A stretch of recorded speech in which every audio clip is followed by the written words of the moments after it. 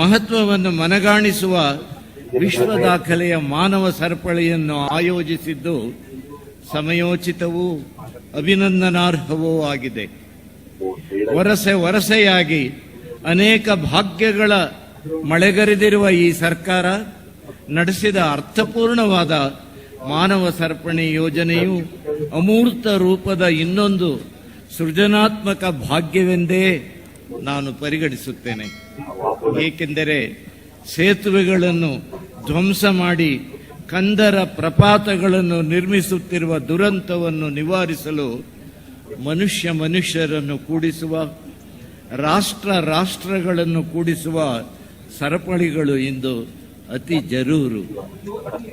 ಸಾಮಾನ್ಯ ಪ್ರಜೆಯೊಬ್ಬರು ಈ ನಾಡ ಹಬ್ಬದ ಸಡಗರದ ಸರಣಿಯನ್ನು ಉದ್ಘಾಟಿಸುತ್ತಿರುವುದು ಆ ಪ್ರಜಾಪ್ರಭುತ್ವದ ಪರಿಕಲ್ಪನೆಯ ಮುಂದುವರಿಕೆಯಾಗಿದೆ. ಇದು ಪ್ರಜಾಪ್ರಭುತ್ವದಲ್ಲಿ ಪ್ರಜೆಯೇ ಪ್ರಭು ಎಂಬ ಸಿದ್ಧಾಂತವನ್ನು ಮಾನ್ಯ ಮಾಡಿದಂತೆ, ಜನಮುಖಿ ಕಾಳಜಿಯನ್ನು ಎತ್ತಿ ಹಿಡಿದಂತೆ. ಈ ಪವಿತ್ರ ದಸರಾ ಉತ್ಸವ ಸರಣಿ ಕಾರ್ಯಕ್ರಮದ ಉದ್ಘಾಟನೆಯನ್ನು ನಮ್ಮ ನಾಡಿನ ಪ್ರಜೆಗಳ ಪರವಾಗಿ ವಿನಯ ಮತ್ತು ಧನ್ಯತಾ ಭಾವದಿಂದ ನೆರವೇರಿಸುತ್ತಿದ್ದೇನೆ. ಆಸ್ತಿಕತೆ ನಾಸ್ತಿಕತೆ ಕುರಿತ ಚರ್ಚೆ ಇಲ್ಲಿ ಅಪ್ರಸ್ತುತ. ದೇವಾಲಯಕ್ಕೆ ಬಂದವರೆಲ್ಲ ಆಸ್ತಿಕರೆಂದಾಗಲಿ, ಒಳಗೆ ಬರದೆ ದೂರ ಉಳಿದವರೆಲ್ಲ ನಾಸ್ತಿಕರೆಂದಾಗಲಿ ಅಲ್ಲ. ಎಲ್ಲ ದೇಶ ಕಾಲದಲ್ಲೂ ಸಮಾಜ ಮಾನ್ಯ ಮಾಡಿದ ಶಿಷ್ಟ ಪರಂಪರೆಯ ಸ್ರೋತವೊಂದು ಜೀವಂತವಾಗಿರುತ್ತದೆ. ಕನ್ನಡಿಗರು 10 ದಿನಗಳ ಈ ದೊಡ್ಡ ಹಬ್ಬವನ್ನು ಆಚರಿಸುತ್ತಾ ಬಂದಿದ್ದಾರೆ. ಕೆಲವು ಹಬ್ಬಗಳು ಆಯಾ ಮತಧರ್ಮದವರಿಗಷ್ಟೇ ಸೀಮಿತವಾಗಿರುತ್ತದೆ. ದಸರಾ ಹಬ್ಬ ಮತಧರ್ಮಗಳ ತಾರತಮ್ಯವಿರದೆ ಇಡೀ ನಾಡು ಆಚರಿಸುವ ಸರ್ವ ಜನಾಂಗದ ಹಬ್ಬ. ಅನೇಕ ಹಬ್ಬಗಳು 1-2 ದಿನಗಳಿಗೆ ಸೀಮಿತವಾದರೆ, ದಸರೆಯು ಪಾಡ್ಯದಂದು ಅಡಿಯಿಟ್ಟು ಬಿದಿಗೆ ತದಿಗೆಗಳನ್ನು ದಾಟಿ ದಶಮಿಯವರೆಗೆ 10 ದಿನಗಳು ನಡೆಯುವ ಪರ್ವ.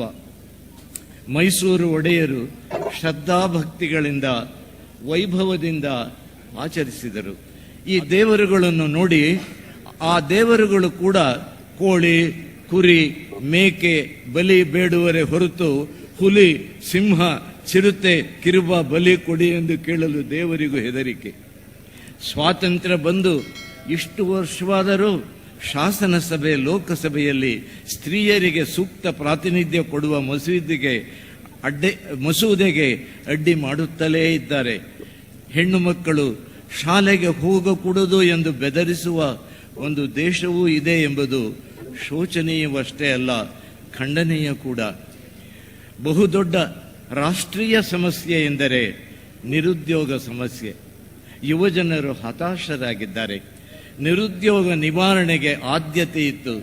ಕೇಂದ್ರ ಸರ್ಕಾರವು ಕ್ರಮ ಕೈಗೊಳ್ಳುವಂತೆ ಪ್ರೇರೇಪಿಸಬೇಕು ಎಂದು ಯುವಜನತೆಯ ಪರವಾಗಿ ದೇವಿಯನ್ನು ಪ್ರಾರ್ಥಿಸುತ್ತೇನೆ.